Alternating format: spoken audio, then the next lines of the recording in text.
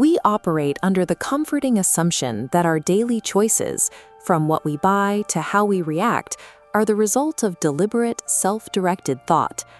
But consider a scenario where someone establishes a firm boundary, saying a clear and final no to a major request. Yet moments later, they find themselves complying with the very thing they just rejected. The facts of the situation remained the same. The change came from a single, calculated phrase, "You don't love me." By repeating this, the manipulator bypasses the target's logic and applies direct psychological pressure, replacing a boundary with guilt. These tactics aren't exclusive to high-stakes drama.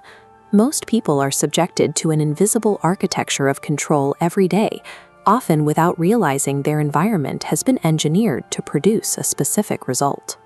Recognizing this ladder of manipulation, the way control scales from retail stores to our personal lives, is the only way to see where your choices end and someone else's agenda begins.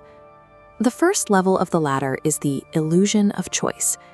In this flowchart, the no path has been removed entirely. The target is presented with two options, but both lead to the same predetermined outcome. If you need a friend to go to the market with you, asking for a favor directly invites a no. But asking, "Should we get momos or fulki while we're there?" shifts the brain's focus. They become so occupied comparing the two rewards that they stop questioning the premise of the trip itself.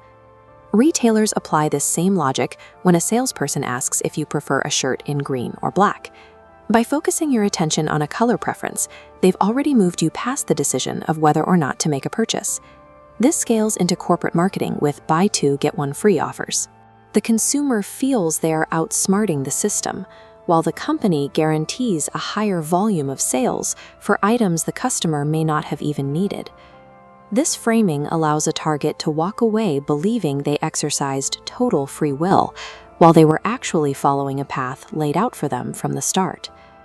As manipulation becomes more active, it relies on cognitive anchoring. On this scale, the first 1,000-pound weight sets an extreme baseline. When it's followed by a 100-pound weight, that second weight appears insignificant. This is the door-in-the-face technique. If you need 100 rupees, you first ask for 1,000. After the inevitable rejection, the 100-rupee request feels like a small, reasonable compromise, making it much harder for the other person to say no a second time. High-level manipulators often skip these logical traps and go straight for the ego. This is the reverse trap. Instead of asking for help, they might describe a task and then casually remark, "Actually, it's probably too difficult for you to handle." This baits the target into a defensive state. Their immediate need to prove their competence overrides their desire to avoid the work, leading them to complete the task just to win a point of pride. Interpersonal manipulation is effective because it disguises an external command as the victim's own emotional reflex. The highest level of control can be achieved without saying a word. Think of the difference between a parent yelling and a parent who simply offers a cold, unblinking stare. That silence creates an internal vacuum. Your brain panics to fill the quiet, often leading you to over-explain or negotiate against yourself to relieve the mounting tension. This internal panic is the beginning of an emotional hijack. As the amygdala, this red core, expands, it physically disrupts the connections to the frontal lobe, where our logical reasoning is processed. This biological bypass is what allows manipulation to scale from a single room to an entire nation. Where an individual might use silence to trigger panic, a demagogue uses existential threats, telling a crowd that their identity or safety is under attack. Once that fear or rage is triggered, the logical brain effectively loses control. The target stops evaluating the truth of a statement and begins reacting purely to the emotional stimulus provided. At this stage, the manipulator is no longer trying to win an argument. They are waiting for the target's critical thinking to go offline so they can provide the only remaining path forward. We have traced the progression from simple retail nudges to the total bypass of logic through emotional hijacking.